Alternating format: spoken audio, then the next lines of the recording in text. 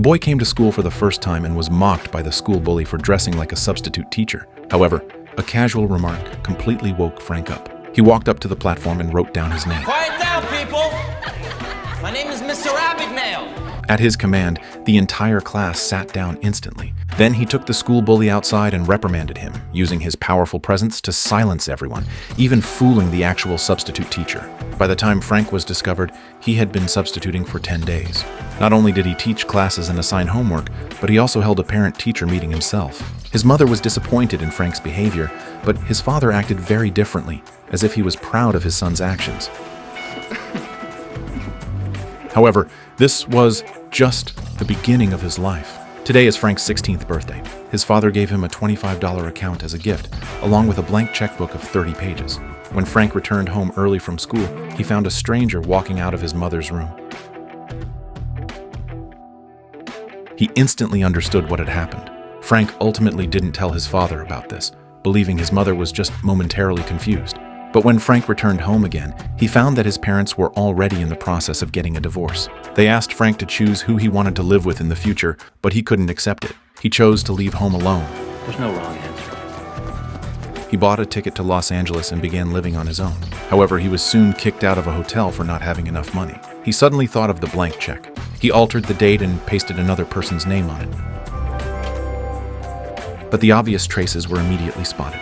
Just then, he saw a pilot, which filled him with envy.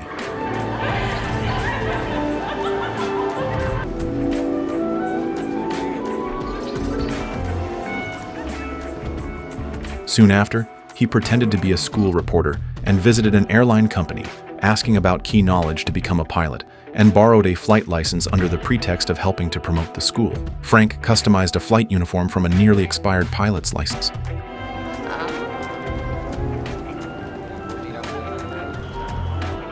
Then he went to the hotel to check in and asked the staff if he could write a check.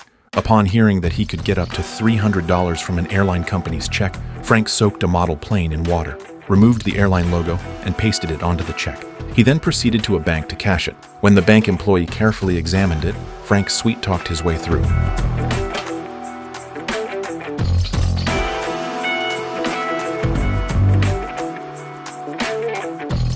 From then on, he became even more proficient in assuming the identity of a pilot, enjoying free flights to destinations all over the world. Although he was skilled in the procedures of a pilot, he knew nothing about airplanes. To remedy this, he purposefully approached a flight attendant.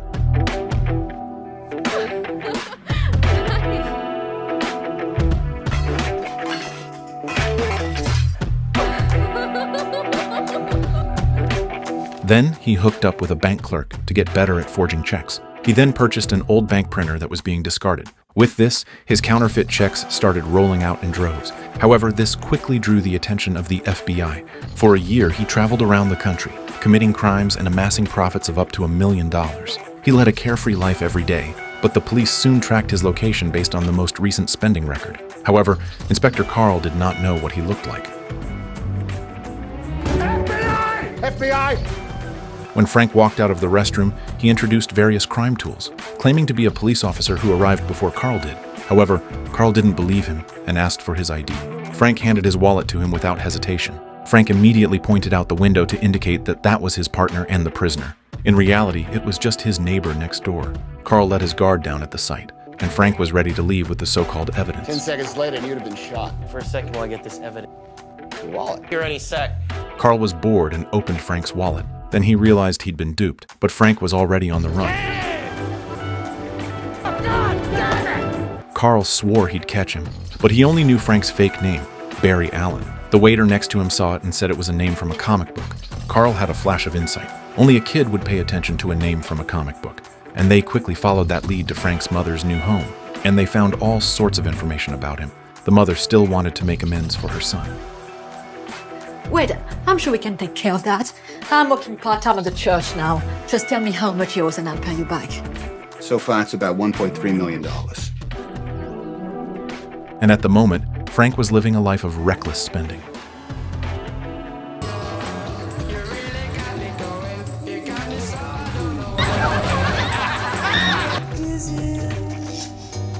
Carl got a call from Frank. Frank apologized for his behavior that day, but Carl soon heard that something was wrong. You have no one else to call. Morning night. Frank also knew that his position as a pilot had been compromised, and he had to find another way out. He soon found a new target. He forged a diploma from Harvard Medical School. With his degree, he was able to get a job as a chief internist. So that he wouldn't be caught faking his degree, he watched medical movies whenever he could. That day, an emergency came to the hospital. Not only was there nothing Frank could do about the boy's injuries, but he also felt a little physically sick to his stomach. So he tried to solve the patient's problem the way the interns did. Frank was in the bathroom throwing up all the time. And this incident made Frank realize that being a doctor was easy to spot. When he found out that Brenda's father was a lawyer, he decided to follow Brenda back home. At the dinner table, he said he was thinking of coming back as a lawyer, said he'd taken the bar exam before. Where did you go to law school? Berkeley. But it happened to be Brenda's father's alma mater. The father noticed something was wrong. Frank managed to win the trust of Brenda's family, and Carl found Frank's father. But Frank's father was adamant that he wouldn't tell him anything about his son. But Carl found a letter from Frank on his desk. He quietly wrote down the address and rushed there with his co-workers. But there was nothing there. Carl also found the forged diploma, so he went to the hospital. The only thing in the room was a printer for forged checks. Frank made it as a lawyer. He still chose to learn all the knowledge about lawyers by watching movies. This was just an exam, and the judge was completely stunned. The days seemed to be getting better day by day. On Christmas Eve, Frank called Carl again. Frank begged Carl to leave him alone. He wanted to live a good life with the man he loved, but Carl said it was impossible, that he would bring him to justice, that it was his job. Carl found out over the phone that Frank may have recently gotten married. Based on the lead, Carl found him again. In the urgent situation, Frank confessed everything to Brenda, and they agreed to elope at the airport 3 days later. When Carl arrived at the room, Frank had already left. 3 days later, Frank arrived at the airport as planned, but he suddenly felt that something was amiss. He quickly noticed that the place was swarming with police officers. In the end, he had to give up the girl he loved the most.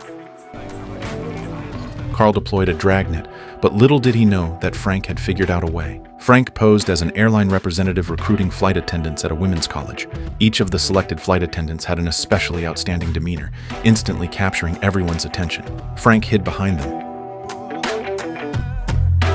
At this moment, Carl, who was stationed at the boarding gate, received a call stating that a bogus pilot had appeared at the airport. Carl hurriedly led his team up. By this time, Frank had successfully escaped.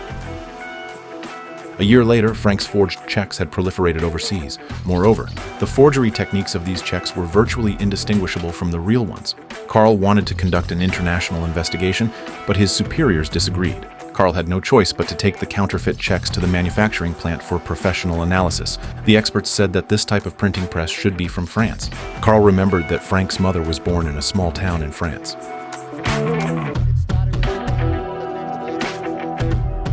On Christmas Eve in the new year, Carl came to the streets of the town. He walked into a concealed printing room. 19-year-old Frank wasn't the least bit scared, but rather excited. He didn't believe Carl had the authority to arrest him across borders. But after Carl's persuasion, Frank chose to surrender, voluntarily. They had just stepped out of the room when a group of French police rushed over and took Frank away.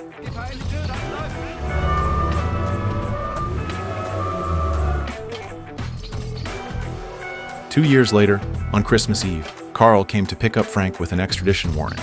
He was locked in an airtight cell.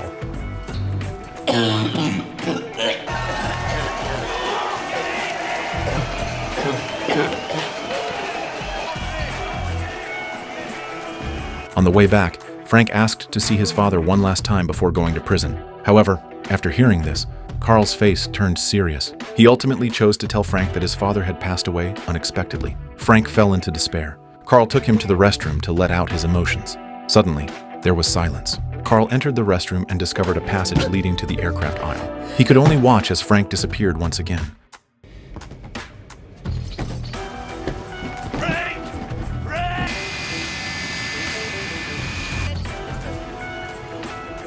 Frank went to his mother's new home and secretly observed her. He discovered that his mother had a new child. The police arrived at this moment and Frank didn't resist.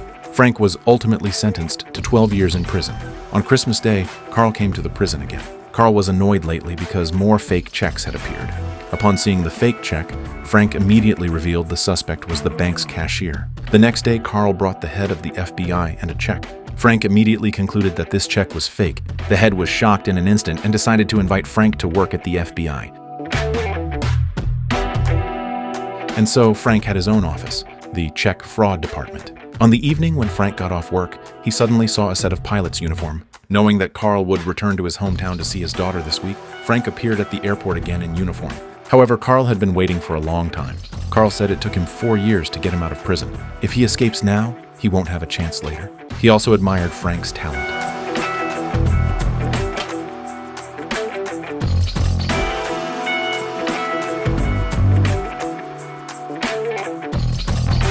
He believed that Frank would come back to work on Monday. However, by Monday morning, it was already past 10 o'clock, and Frank hadn't shown up. That's when a new type of counterfeit check appeared. Suddenly, a hand took away Carl's magnifying glass. It was Frank who had returned.